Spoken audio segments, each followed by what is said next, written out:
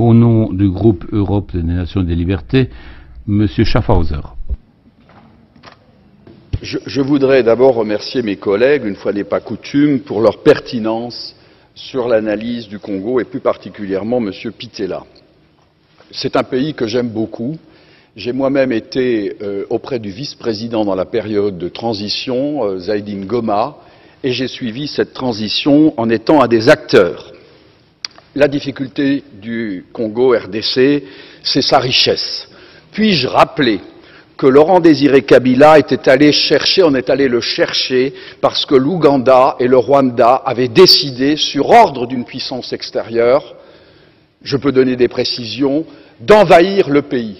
Puis-je rappeler que pendant que Laurent Désiré Kabila envahissait le pays, un certain nombre de sociétés signaient des contrats. C'était des sociétés américaines. Puis-je aussi rappeler que lorsque Laurent Désiré Kabila se retourna en étant un patriote pour son pays, on décida, ici à Bruxelles, j'ai eu l'information, je peux dire de qui, il est décédé depuis, son élimination, et qu'on est allé à Washington chercher également l'ordre, et il fut éliminé 15 jours après. Et puis-je rappeler qu'on est allé chercher alors Joseph Kabila en se disant, ce jeune, on le manipulerait parce qu'il n'était pas il était de nationalité rwandaise et qu'on allait en faire un président. Tout ceci est de la manipulation. Ce qu'il faut pour la République démocratique du Congo, c'est une souveraineté retrouvée, une armée qui se batte effectivement, une MONUSCO qui est au service de la paix et qu'on arrête les prédateurs qui sont liés au crime organisé et avec des États hypocrites liés à des multinationales. Je vous remercie. Mais on ne savait pas tout ça. Mais si c'est vrai, il faut faire quelque chose, et vite.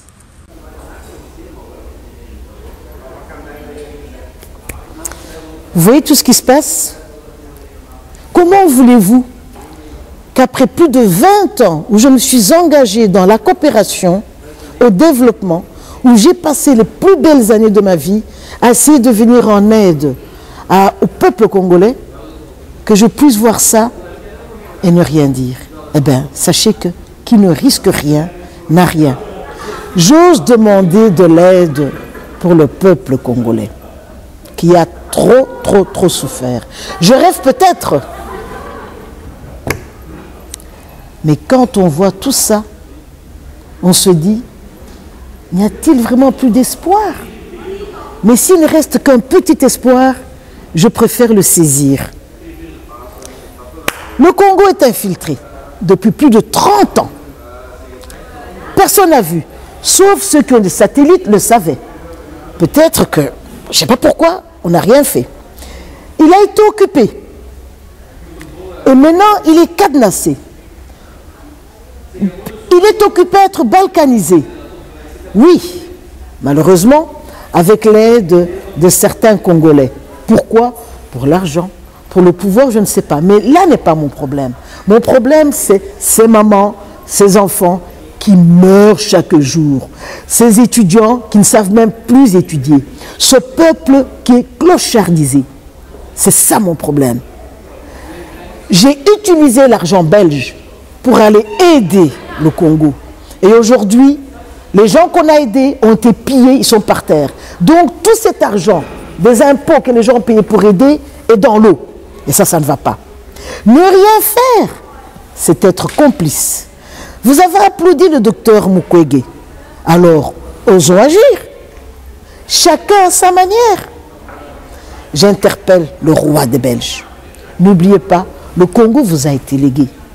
J'interpelle le Parlement. Regardez les discussions que vous avez eues.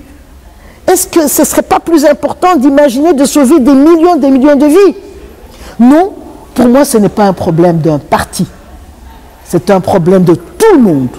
C'est un problème de droits humains. Et c'est pour ça que je dis, j'interpelle le Parlement aujourd'hui. Prenez le courage d'oser demander à l'armée, que l'armée aille nettoyer tous ceux qui sont en train de faire des problèmes au Congo. Que l'armée puisse sécuriser la population congolaise. Oui, vous allez me dire qu'il y a la MONUSCO. Mais non, allez, ne rigolons pas. Vous savez très bien qu'en 17 ans, 20 ans que la MONUSCO est là, qu'est-ce qui se passe? Il n'y a rien. Ne dites pas non plus, oui, mais le gouvernement va nous taxer d'ingérence. Mais quel gouvernement? Dites, arrêtez de se moquer des gens. Il ne faut plus prendre les gens comme des imbéciles. Tout le monde sait ce qui se passe.